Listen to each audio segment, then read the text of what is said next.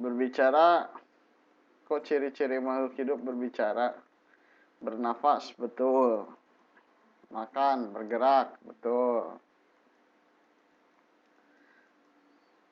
Berbicara, bernafas, makan.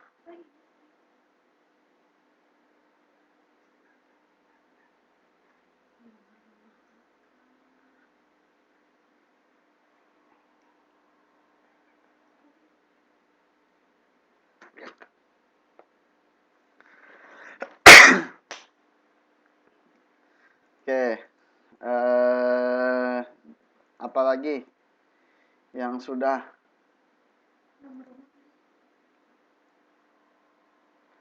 bernafas, bergerak, makan, kemudian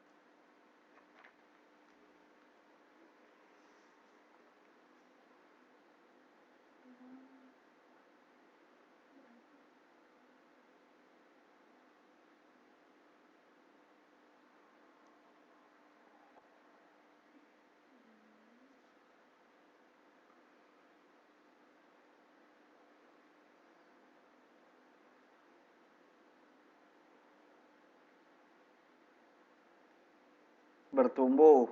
Oke, tumbuh dan berkembang.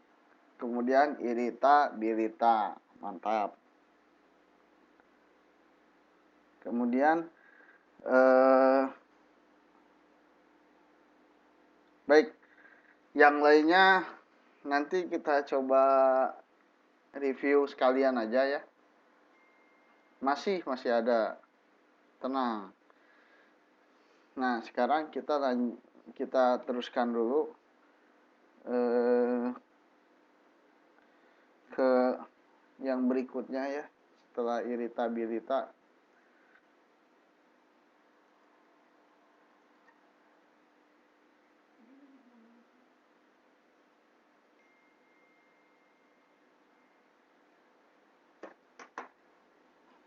Loh, kok cuma 3? Udah banyak ini. Bernafas, bergerak, makan, tumbuh. Kemudian iritabilita ada 5 loh. Kok cuma 3? Kemarin baru 3. Loh, kok baru 3? Tadi kan yang disebutinnya juga 5.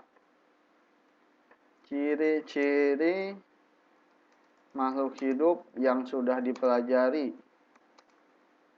Coba apa aja? Coba sebutin lagi.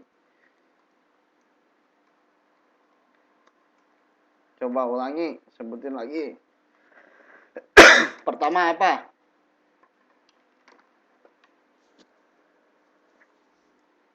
Bernafas. Kedua, bergerak. Ketiga, makan. Keempat, 4 amfibi. Keempat, tumbuh dan berkembang.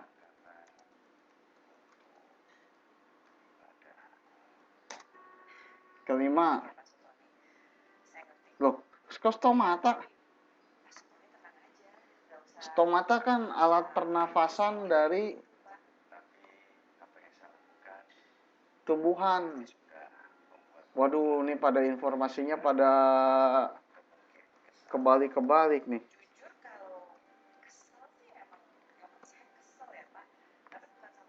Gimana nih? Sekarang begini konsepnya ya. Konsep mengenali ciri-ciri makhluk hidup. Ya. Konsep mengenali ciri-ciri makhluk hidup. Jadi, sesuatu dikatakan sebagai ciri-ciri makhluk hidup apabila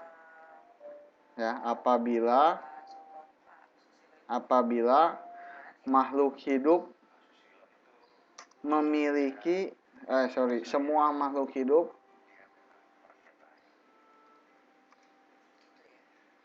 memiliki sifat tersebut. Ya. Jadi,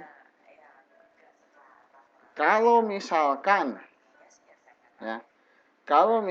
teman-teman menyebutkan sesuatu, katakanlah teman-teman tadi menyebutkan stomata. Stomata sebagai ciri-ciri makhluk hidup. Ini betul atau salah?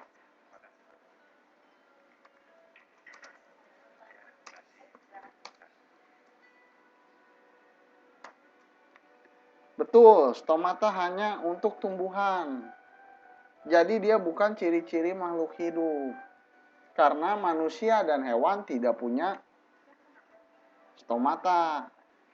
Tapi stomata merupakan bagian dari alat pernafasan. Jadi kita membahas stomata kemarin bukan sebagai ciri-ciri makhluk hidup. Saya membahas stomata kemarin itu menjelaskan berbagai contoh pernafasan yang dilakukan oleh makhluk hidup. Kan contohnya kemarin saya kasih orang utan. Nafasnya pakai apa? Paru-paru. Ikan, nafasnya pakai apa? Insang. Tumbuhan, nafasnya pakai apa? Pakai stomata. Nah, kemudian tadi apa lagi ya yang disebutin? Lupa saya nih. Amfibi. Nah, amfibi disebutkan tadi amfibi. Amfibi ini ciri-ciri makhluk hidup apa bukan? Betul atau salah?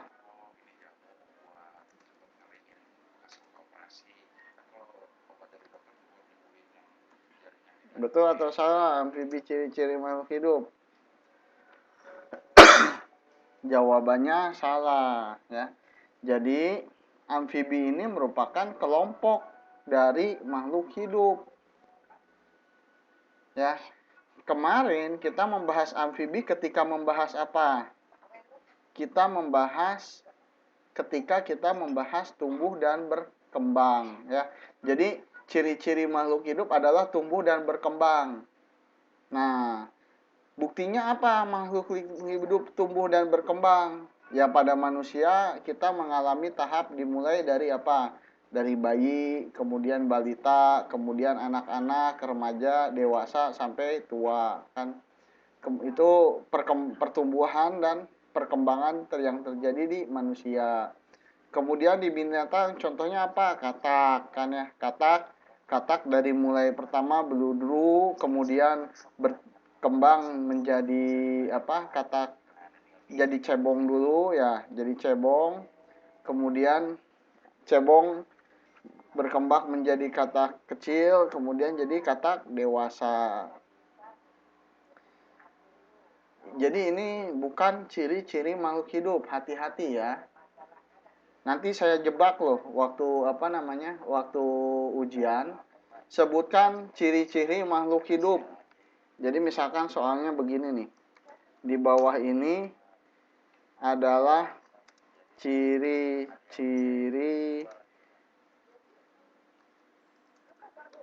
makhluk hidup kecuali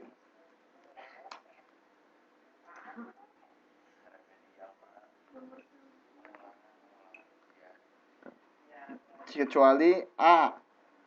Bernafas, B. Stomata, C. Amfibi.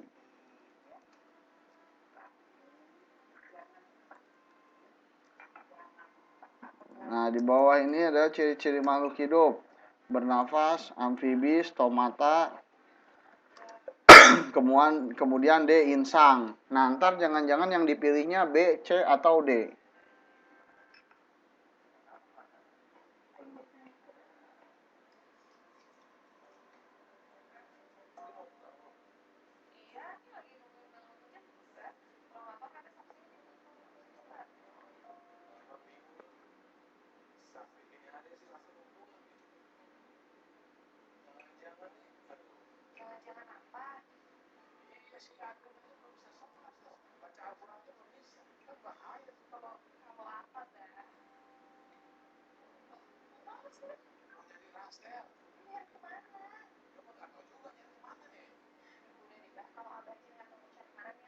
Nah, ya.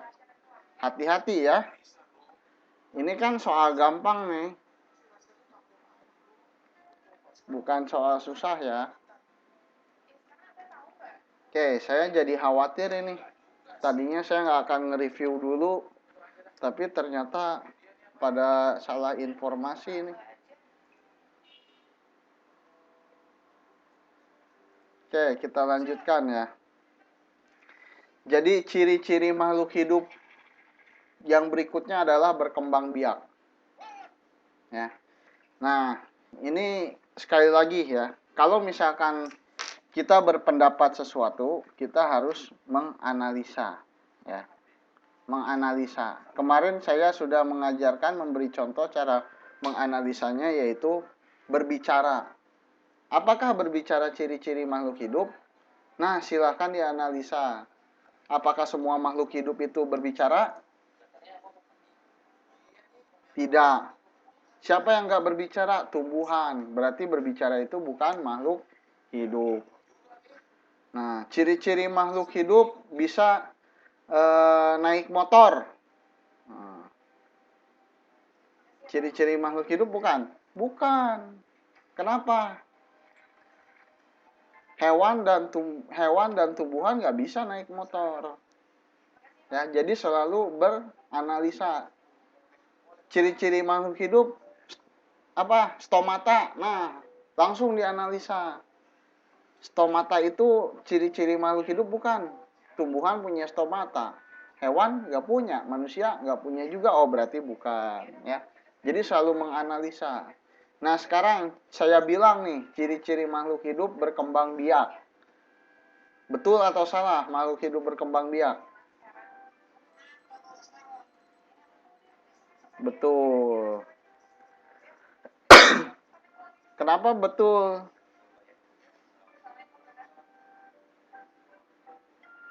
Kenapa betul? Karena manusia berkembang biak nggak?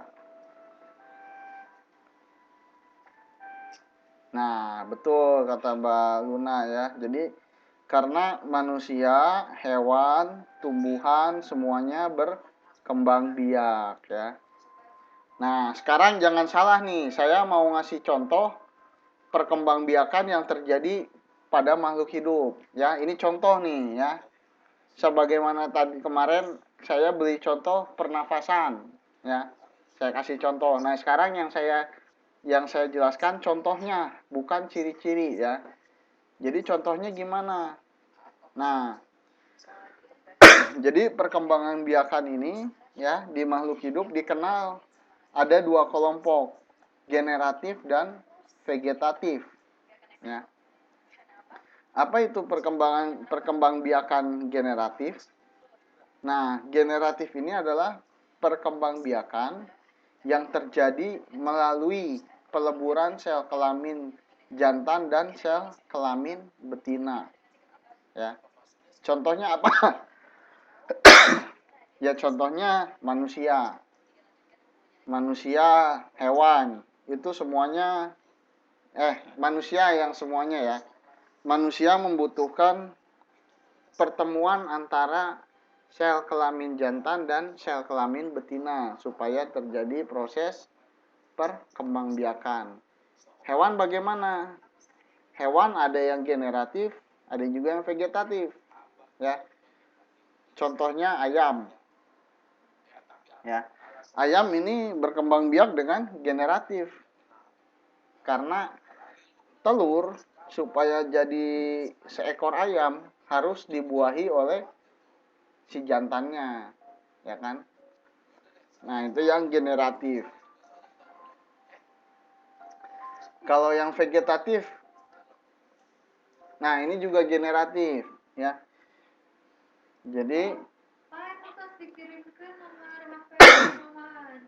Jadi yang ada di gambar adalah contoh perkembangbiakan dari bunga, ya. Kemarin saya sudah memberikan contoh ini pada ciri-ciri makhluk hidup bergerak, ya. Ini adalah contoh peristiwa penyerbukan, ya. Ada yang ingat apa itu pesawat penyerbukan? Peristiwa penyerbukan itu apa? Ada yang ingat?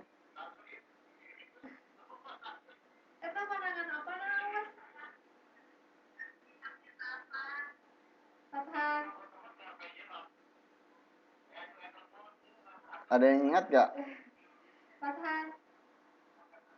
Jadi penyerbukan ini adalah peristiwa perkembangbiakan pada tumbuhan, ya. Disebutnya penyerbukan, yaitu jatuhnya benang sari ke kepala putik, ya.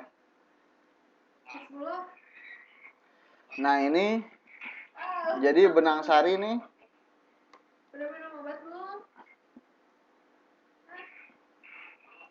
dia jatuh ke kepala putik ke sini. Kemudian masuk ke dalam. Nah, akhirnya ini ada pertemuan antara endosperm dan zigot. Ya.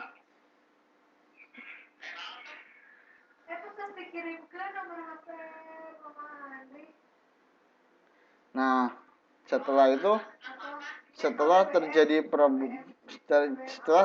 pembuahan, maka dia akan jadi biji, ya, biji atau bibit, kemudian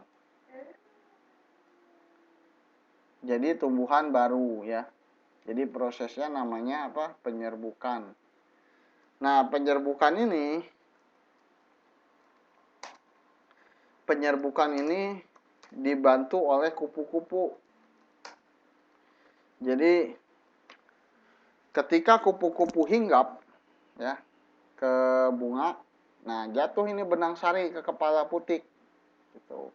Nah, si kupu-kupu ngapain? Kupu-kupu nyari madu, ya.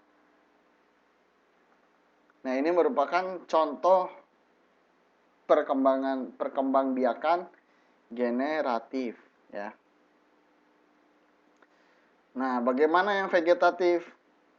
Vegetatif kebalikannya dari generatif. Jadi tidak melalui dua sel kelamin, ya.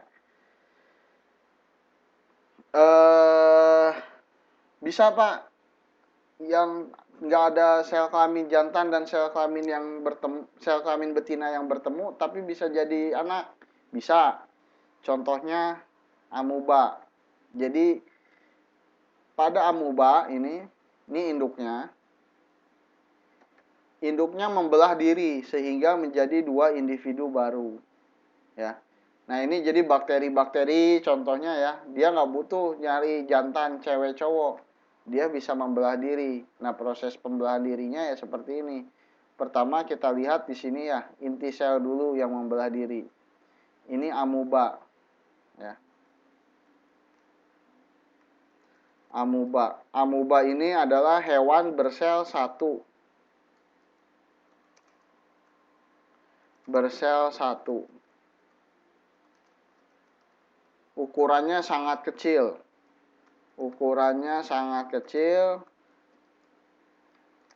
Atau disebut dengan mikroskopis. Artinya untuk melihat hewan ini harus diperlukan bantuan mikroskop, ya. Nah, seperti apa? Ya, salah satunya contohnya virus-virus penyakit, ya. Itu termasuk contoh golongan amuba, ya. Jadi ya kalau mau lihat, nggak bisa lihat pakai mata kepala Anda. Teman-teman bisa lihat kuman nggak? Kalau kanker beda ya. Nah, itu kuman tuh contoh dari amuba, bakteri gitu ya. Kanker itu sebetulnya merupakan sel tubuh kita yang berkembang, tumbuh di luar kendali, abnormal, ya. Sehingga justru balik membahayakan tubuh kita sendiri, itu kanker, ya. Nah, kalau ini amuba ini, bakteri, kuman ya. Nah, kalau bisa kita lihat di sini, pertama dia membelah diri inti selnya dulu jadi dua ya. Nah, ini inti sel jadi dua. Kemudian dimulai dari tubuhnya setelah dua gitu ya. Oke, supaya nggak salah informasi, saya review dulu. Barusan kita baru belajar materi ciri-ciri makhluk hidup yang ke-6, yaitu apa? Ciri-ciri makhluk hidup yang ke-6.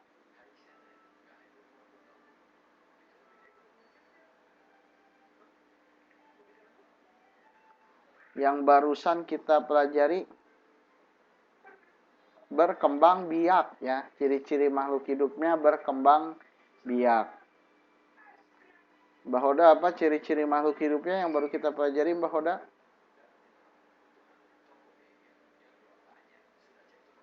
Mbak Nur Aisyah, apa Mbak Nur Aisyah?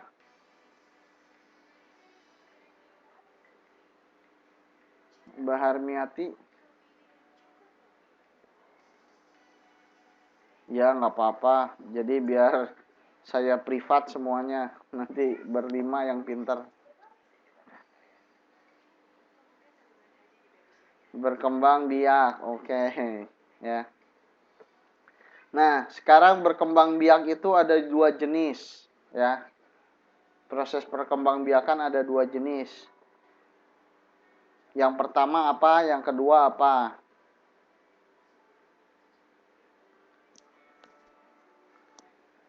Generatif dan vegetatif. Oke, mantap. Saya minta izin sebentar ya, mau ngangkat cucian baju dulu.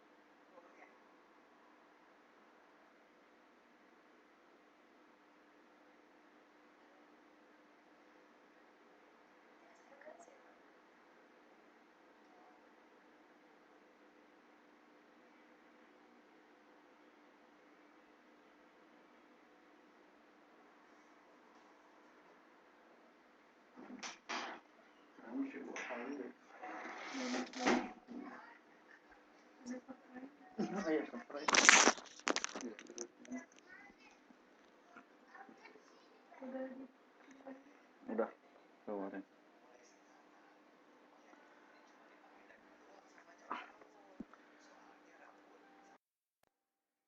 Oke, saya lanjutkan. Ya, berikutnya vegetatif dan generatif ya. Kalau yang disebut dengan perkembangbiakan generatif itu perkembangbiakan yang seperti apa?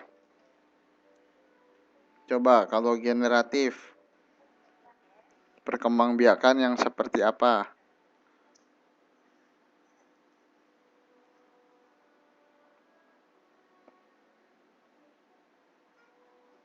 Silakan dijawab langsung.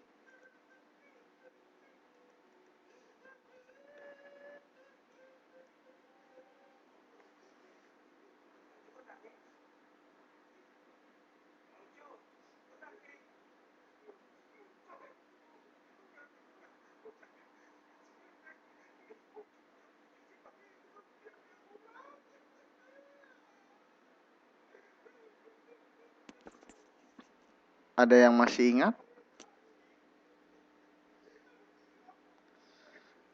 Mantap, Mbak Hoda. Keren. Oke, kalau yang berikutnya itu kan generatif. Kalau vegetatif,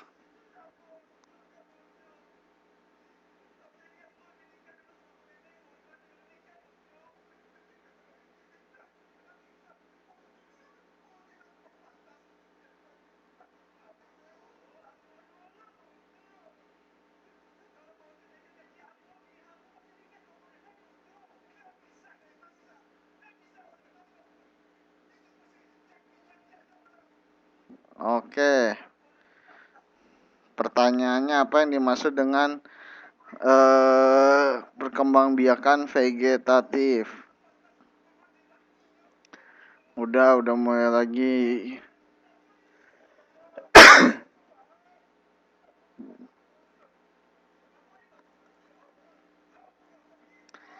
Jadi perkembangbiakan vegetatif, perkembangbiakan yang tidak melalui pertemuan kelamin jantan dan kelamin betina. Baik, kita teruskan.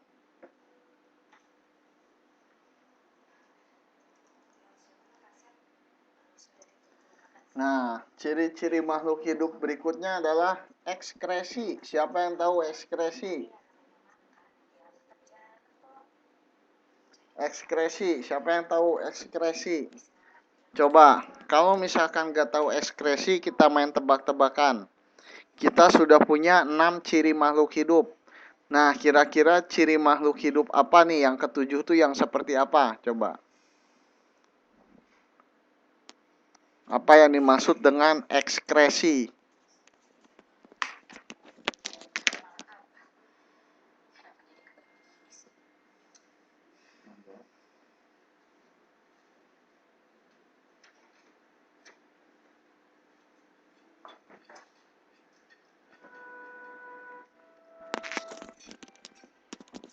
Apa coba? Tebak-tebakan aja.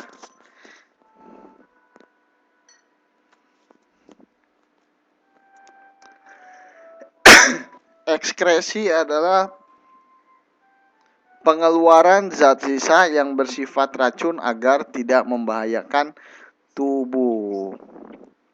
Contohnya apa? Nah, contohnya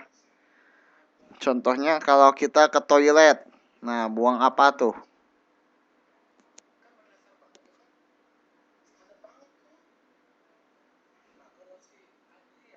Nah, itu. Coba, semua makhluk hidup punya mengeluarkan zat sisa nggak? Tumbuhan juga. Apa yang dikeluarkan oleh tumbuhan coba? Kemarin sudah saya jelaskan. Apa yang dikeluarkan oleh tumbuhan? Zat sisanya apa?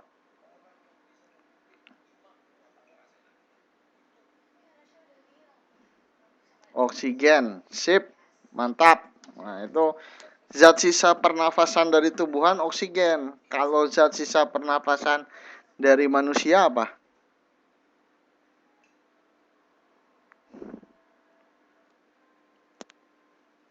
Karbon dioksida. Karbon dioksida, Mbak Harmiati, jangan ketuker. Kalau karbohidrat itu zat makanan yang dikandung oleh nasi, ya. Nasi itu sumber karbohidrat. Hati-hati. Mirip-mirip, serupa tapi tidak sama, ya.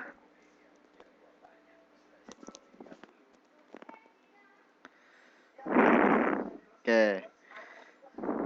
Jadi alat ekskresi ini pada manusia ada macam-macam, ya. Contohnya paru-paru. Nah, paru-paru ini alat ekskresi manusia yang menghasilkan apa? Karbon dioksida. Kemudian kulit. Kulit ini mengeluarkan keringat. Keringat itu sebenarnya air, urea, dan garam. Ya.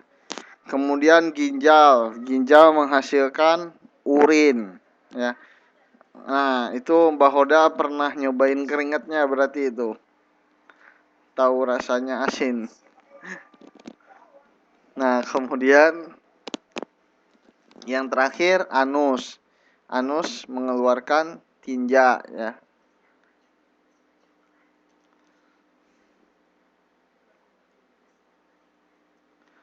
Nah, sedangkan pada tumbuhan, ya, tinja itu BAB.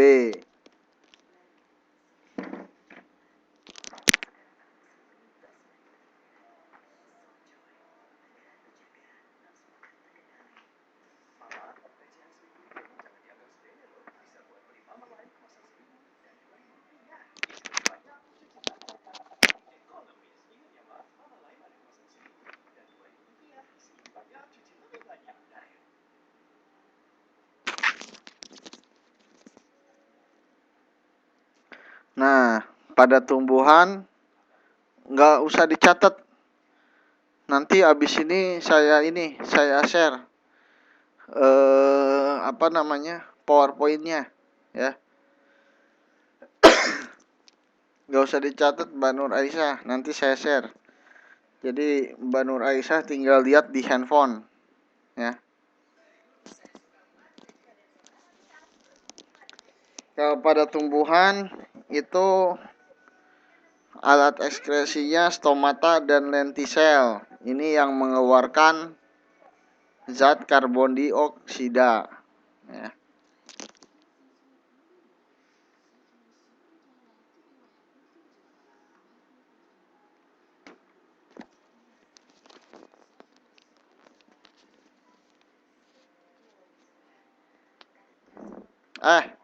Wah, ini saya si Mbak Hoda berarti membuktikan Mbak Hoda benar-benar menyimak ini. Saya yang salah ini. Ya, menghasilkan oksigen, yang mengeluarkan oksigen, ya. Mantap ini Mbak Hoda nih.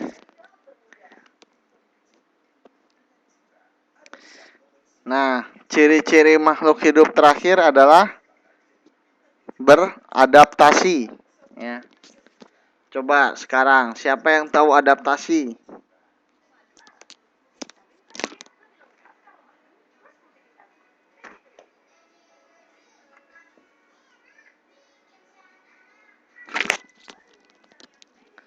Menyesuaikan, bagaimana nih menyesuaikan, bagaimana Mbak Luna?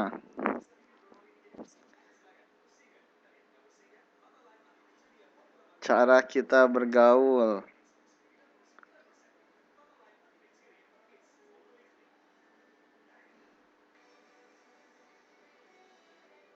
Nah, mantap. Menyesuaikan diri dengan lingkungan. Ya, jadi adaptasi adalah kemampuan makhluk hidup untuk menyesuaikan diri dengan lingkungannya. Contohnya bagaimana nih? Contohnya kita datang ke Taiwan belajar bahasa Mandarin, itu adaptasi. Yang lainnya gimana yang lainnya?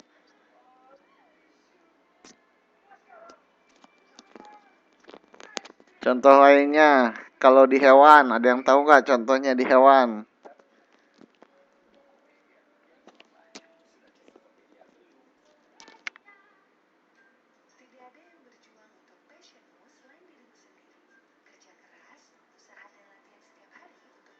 Nah, gimana tuh cuaca tuh? Contohnya gimana?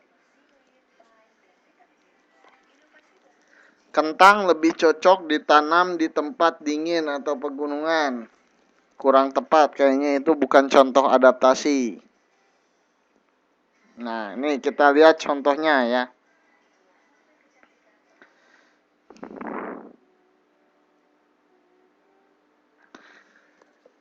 Nah, ini adaptasi bentuk paruh burung terhadap makanannya ya. Jadi yang pertama ini ada burung pemakanan biji-bijian. Bentuk bentuk paruhnya seperti ini. Nah, ini kalau yang makan daging kita lihat di sini ada paruhnya ada agak lancip ya, tajam. Kalau jenis burungnya saya juga kurang tahu nih. Nah, ini kalau menghisap madu. Jadi karena dia butuh kedalaman dia paruhnya panjang. Nah, kalau ini pemakan ikan. Nah, ini ada ruang yang lebih besar untuk ikan yang akan dimakannya ya. Nah, ini disebut dengan adaptasi morfologi ya. Penyesuaian bentuk organ tubuh terhadap lingkungan. Betul sekali. Jadi semuanya sudah diatur ya. Ya, jadi kalau morfologi penyesuaian bentuk organ tubuh. Ada lagi nggak yang bisa memberi contoh lain penyesuaian bentuk organ tubuh terhadap lingkungan? Ada lagi nggak yang bisa ngasih contoh yang lain?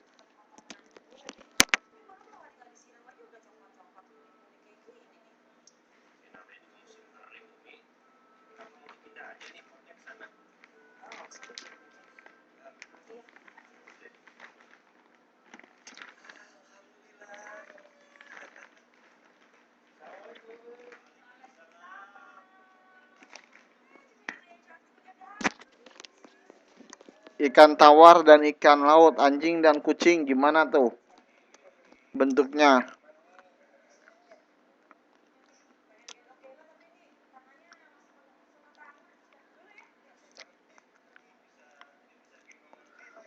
Ada yang suka merhatikan nggak?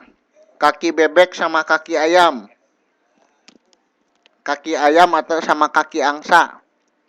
Kaki ayam sama kaki angsa. Angsa, bebek. Apa bedanya coba?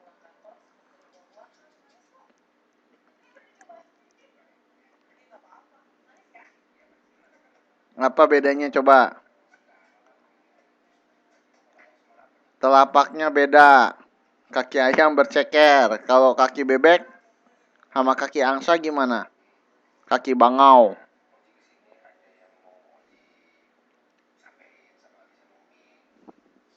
Nah,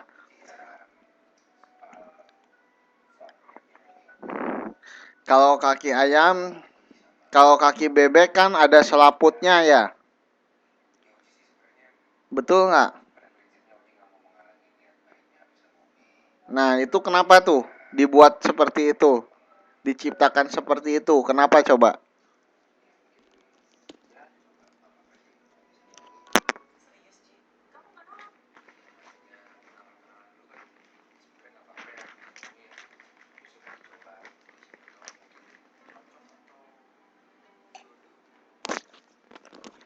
Karena ayam untuk mencakar. Kalau bebek,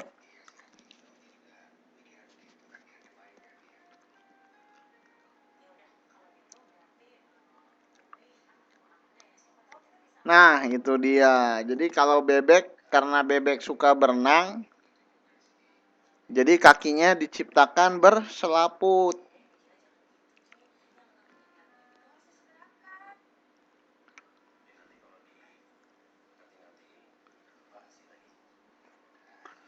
Ya, jadi itu contoh-contoh morfologi, adaptasi morfologi ya. Menyesuaikan bentuk organ tubuh dengan lingkungannya.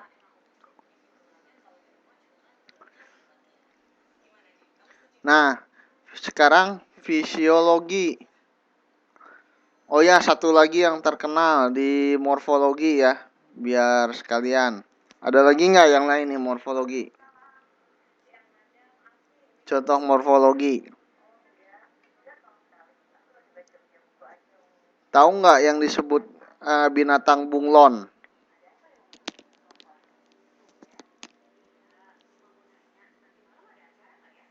Nah, itu gimana tuh kalau bunglon?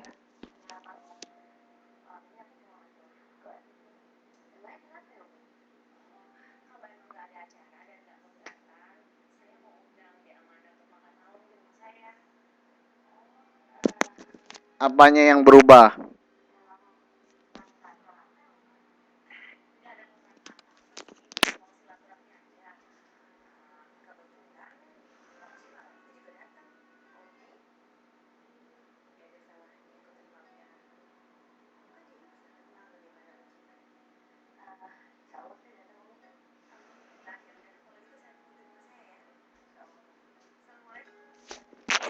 Berubah warna kulit. Nah, sesuai tempatnya ya ketika ya betul ketika di daun berubah warna hijau. Tujuannya apa tujuannya? Tujuannya apa?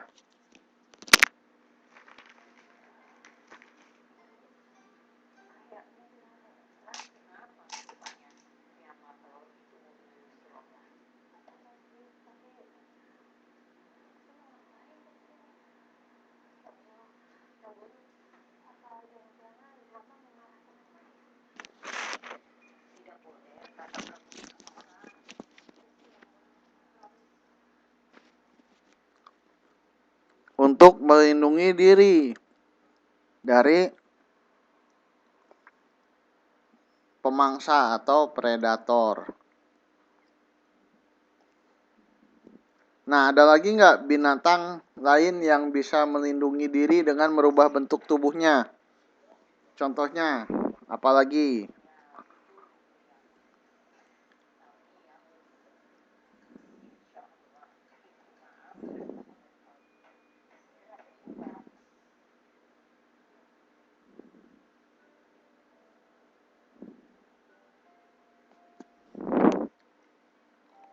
Kura-kura, landak.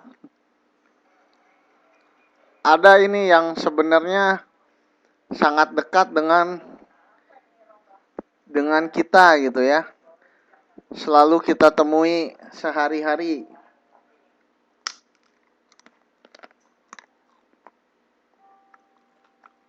Coba, apa coba? Kan burung udah contohnya tadi Mbak Hoda. Contoh yang lain.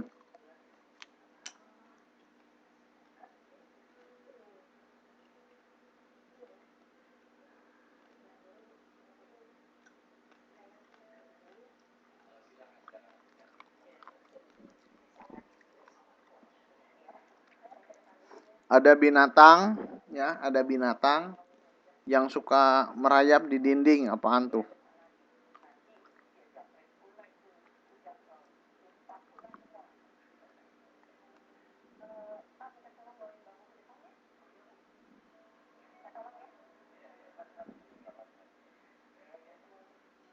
Nah, cicak. Gimana coba kalau cicak?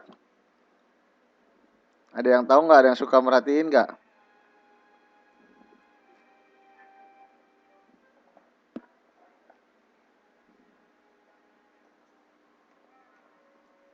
Kakinya lengket pada tembok. Bagaimana dia melindungi dirinya kalau lagi dikejar tubuh? Dikejar tubuh, dikejar musuh. Gimana coba caranya? Tahu nggak? Ada yang pernah lihat nggak?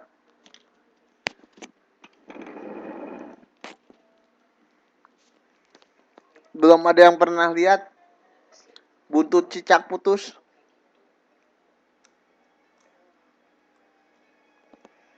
Nah, itu.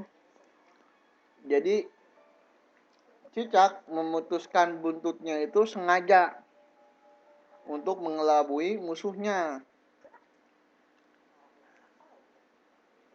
Itu merupakan salah satu contoh adaptasi morfologi. Kalau nggak percaya Mbak Yayan ntar sekali-kali kejar cicak. Kalau nemu cicak, ntar dia lihat dia mutusin buntutnya nggak.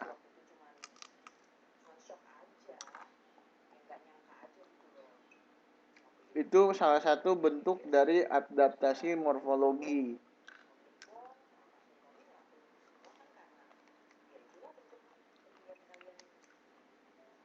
Ya, itu sengaja diputusin buat mengelabui musuh. Nah, itu kekuasaan yang menciptakannya.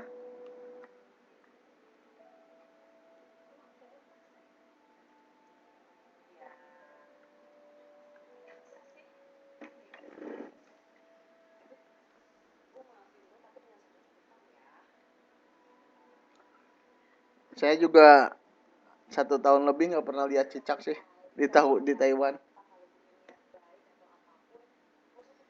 Kayak cicak nggak tahan dingin sama nggak tahan panas.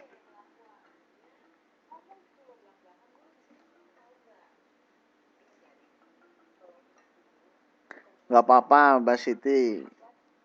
Oke, adaptasi yang berikutnya disebut dengan adaptasi fisiologi. Ya, kalau tadi morfologi yang beradaptasinya itu adalah eh, bentuk tubuhnya, ya, bentuk tubuhnya menyesuaikan dengan lingkungan hidupnya gitu ya. Nah, kalau sekarang yang menyesuaikan adalah fungsi organ tubuh, ya. Fungsi organ tubuhnya.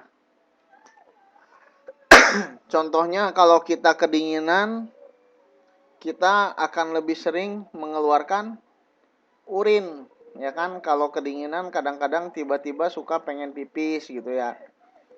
Nah, itu salah satu contoh adaptasi dari fungsi organ tubuh kita, ya.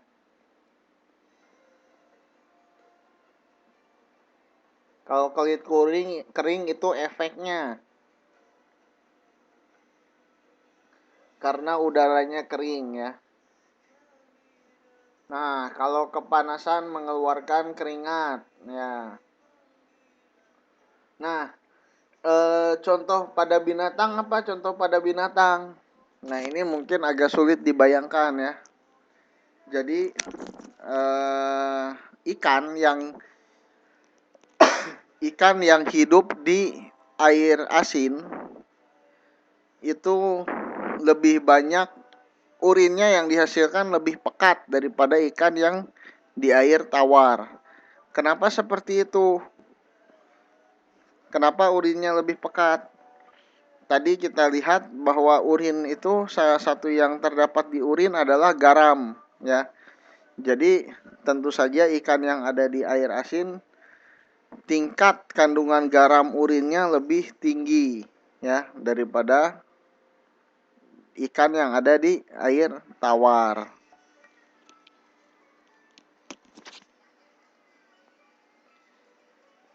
Ikan juga kencing. Nah, Bahar Miati kalau berenang emangnya nggak keringetan gitu?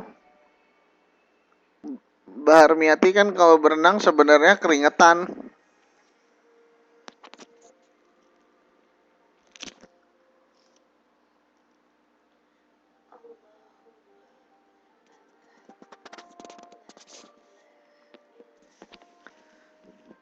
Sekarang ada nggak suaranya sekarang?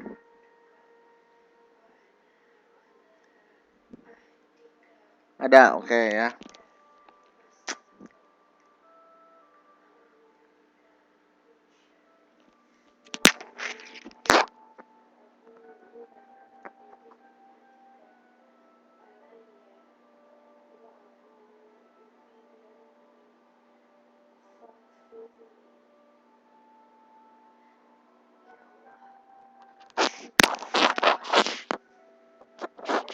Oke, kalau udah Saya teruskan.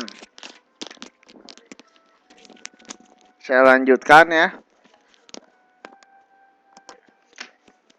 Nah, ini tadi saya ternyata salah ya. Bunglon yang berubah warna kulitnya ternyata bukan adaptasi morfologi ya. Ini disebut dengan adaptasi tingkah laku. Waduh, ini sorry, salah ini. Pengertiannya salah. Gimana cara nyoretnya?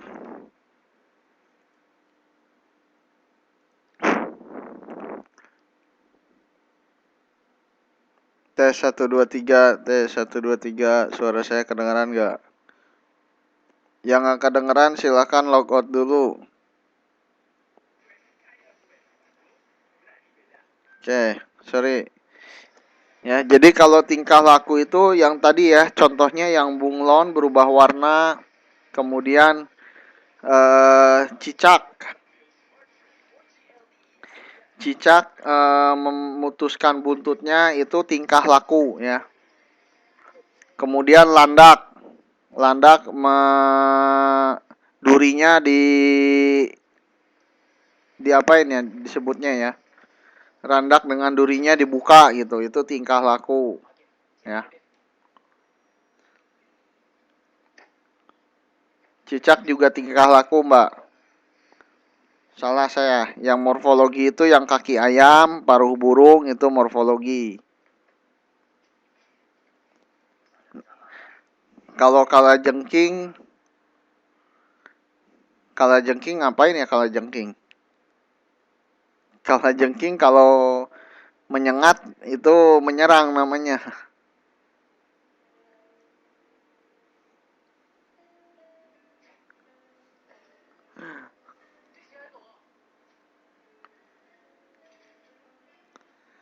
Oke.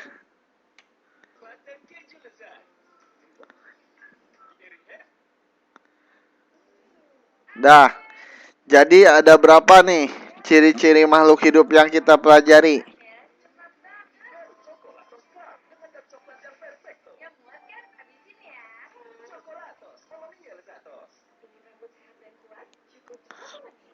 Ada 8. Ya. Coba sebutin 8 biji apa aja.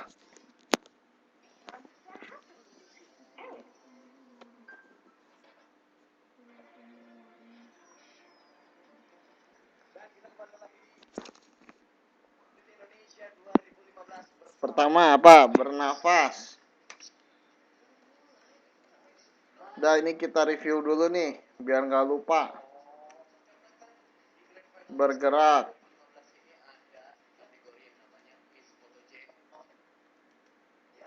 Makan.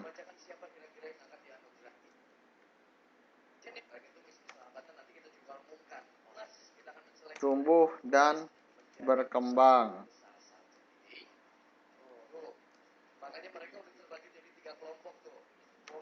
Irita-birita.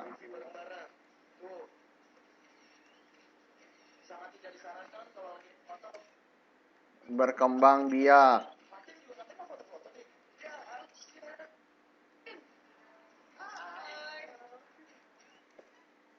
Wah, langsung dihajar semua sama Mbak Yeyen. Ekskresi. Terakhir, adaptasi.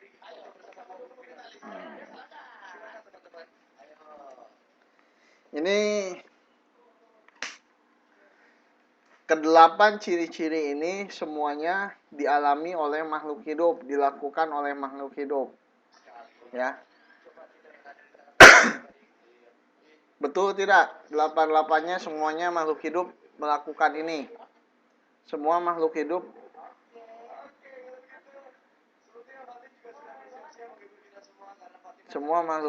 mengalami 8 hal ini, ya. Betul ya.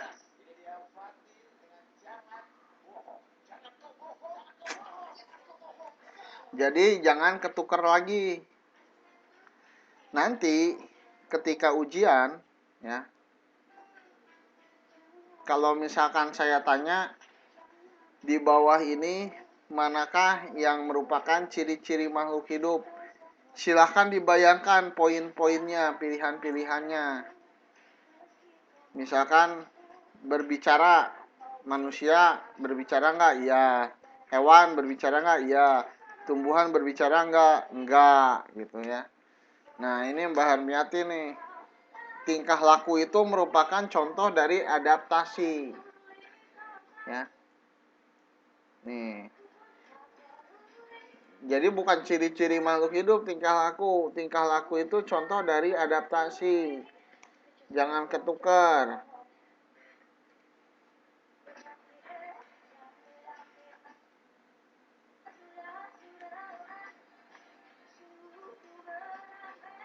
Oleh karena itu harus menganalisa ya. Biar nggak kejebak ya. Coba sekarang sebutkan zat-zat makanan yang dibutuhkan manusia apa aja?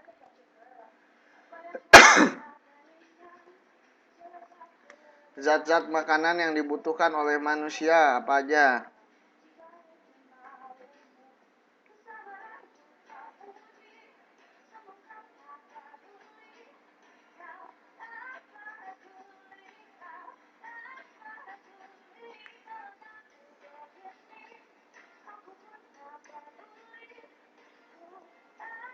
Protein. Gizi itu terlalu umum ya. Zat yang dibutuhkan oleh manusia apa aja? Bayayan.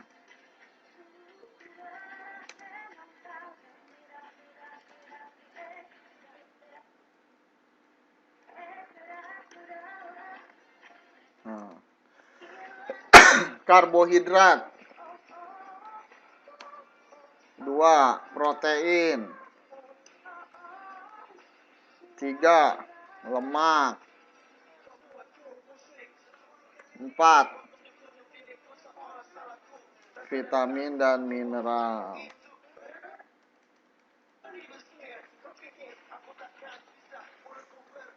Coba contoh sumber karbohidrat apa?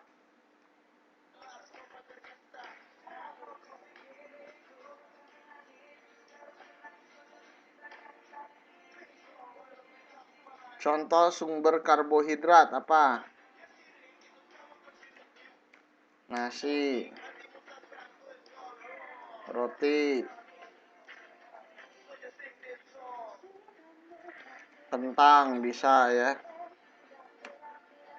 Nah, kalau protein, contohnya apa? Sumber protein. Nah, protein ini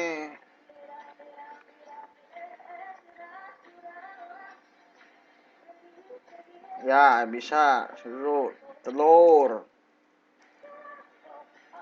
kacang-kacangan. Nah, kalau sumber lemak,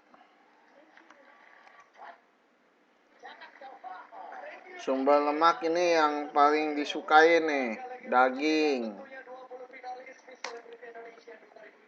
Kacang-kacangan juga bisa, lemak nabati ya. Loh, udah mau habis lagi, buset.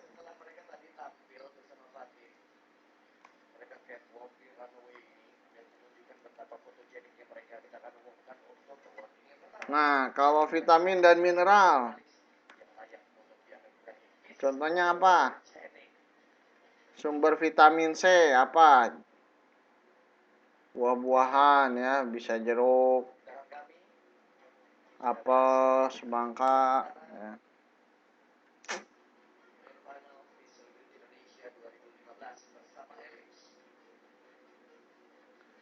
Nah, nanti ini yang suka kelupaan lagi nih. Coba bergerak.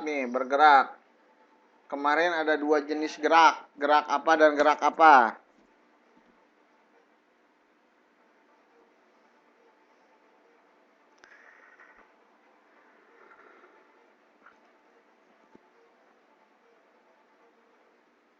Gerak aktif dan gerak pasif.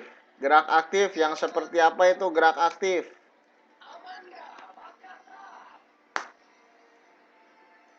Gerak aktif ya kayak gimana tuh manusia hewan tuh? Mengakibatkan perpindahan tempat. Mengakibatkan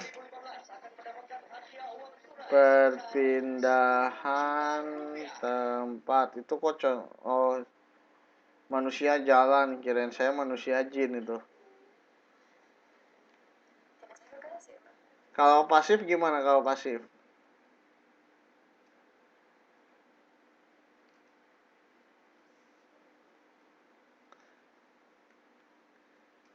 Tidak menyebabkan perpindahan tempat.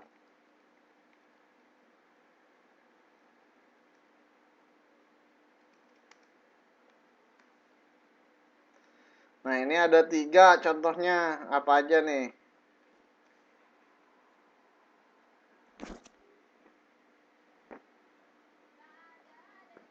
Ada yang masih ingat gak nih? Wah, mantap. Nasti. Terus apa lagi?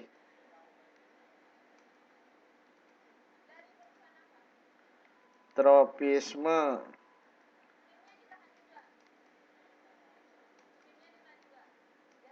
Terus taksis.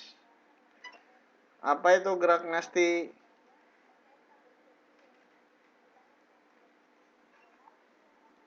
Sip lah, masih pada ingat. Alhamdulillah. Apa itu gerak nasti? Gerak nasti, nasti itu yang di meja makan, sumber karbohidrat.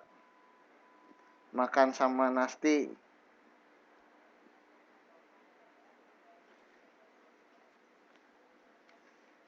Tidak terpengaruh datangnya rangsang. Mantap. Oh ya, nggak apa-apa Mbak Harmiati, nanti lihat YouTube ya. Kalau tropisme,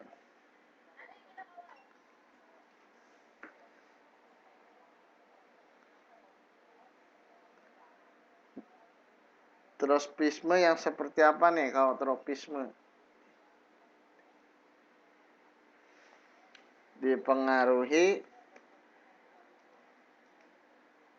oleh datangnya rangsang. Kalau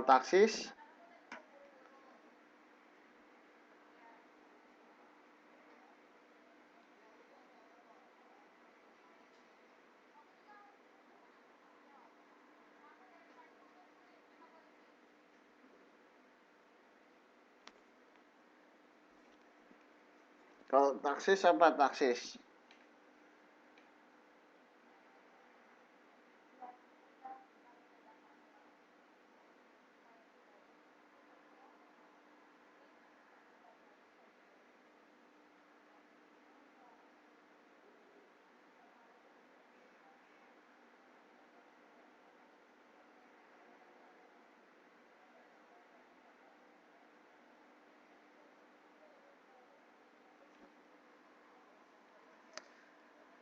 Oke. Gerak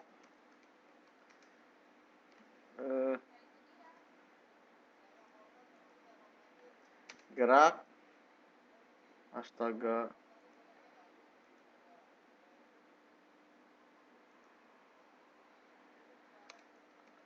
gerak sebagian atau seluruh sel tumbuhan. Oke. Ya nggak apa-apa. Alhamdulillah belum selesai sih ini materinya ya, masih minggu depan kita akan lanjutkan hari Selasa. Loh, kok ciri-ciri makhluk hidup lagi sih? Wah, salah upload saya.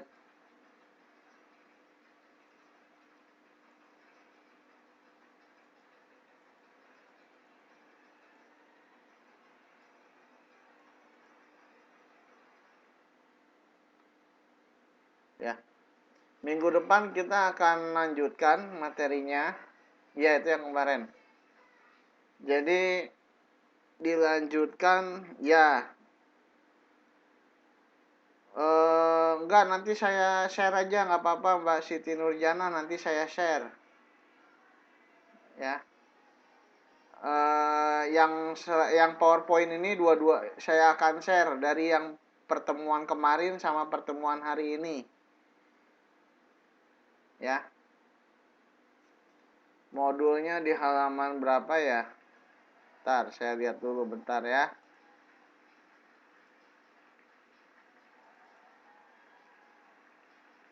Modulnya halaman 15 kalau saya nggak salah.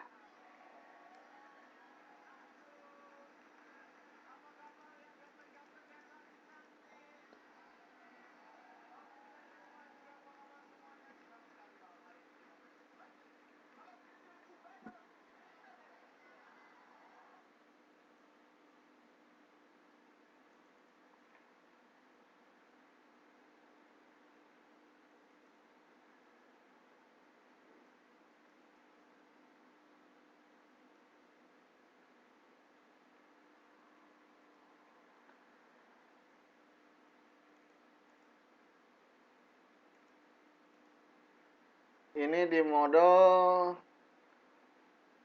halaman 15. Halaman 16, sorry. Ya. Nanti minggu depan masih lanjut bab ini. Jadi kita masih belajar tentang makhluk hidup. Selanjutnya kita belajar tentang klasifikasi makhluk hidup, ya, pengelompokan makhluk hidup. Ya. Jadi makhluk hidup itu dikelompokkan. Kan makhluk hidup itu di dunia ini ada berjuta, ratusan juta jenis, ratusan juta spesies. Nah, untuk mengenali setiap spesiesnya itu dikelompokkan ya. Bagaimana pengelompokannya? Nah, nanti kita pelajari pada pertemuan yang akan datang. Nggak mumet. Pelajaran saya mah nggak mumet-mumet. Itu buktinya ujian pada bagus-bagus kan.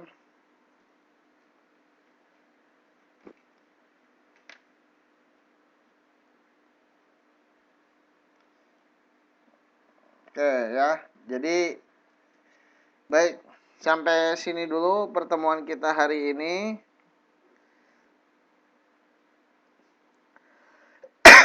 Di rapot kok berkurang? Ya kan yang rapot itu hasil penjumlahan UTS dan UAS.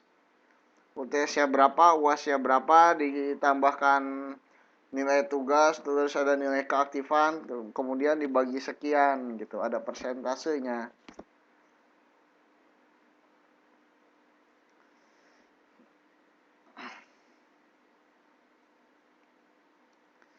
Baik, jadi minggu depan kita lanjutkan. Jangan khawatir tentang catatan. Nanti ini slide-nya akan saya kirim, saya share di grup Facebook ya. Jadi teman-teman bisa baca lagi di Facebook baca lagi materinya dengan cara mendownload materi di Facebook nanti ya. Baik, sekian pertemuan kita hari ini. Selamat malam, terima kasih atas perhatian dan semangatnya. Tetap semangat terus sampai lulus nanti. Wabillahi taufiq selamat beristirahat. Wabillahi taufiq wal hidayah. Assalamualaikum warahmatullahi wabarakatuh.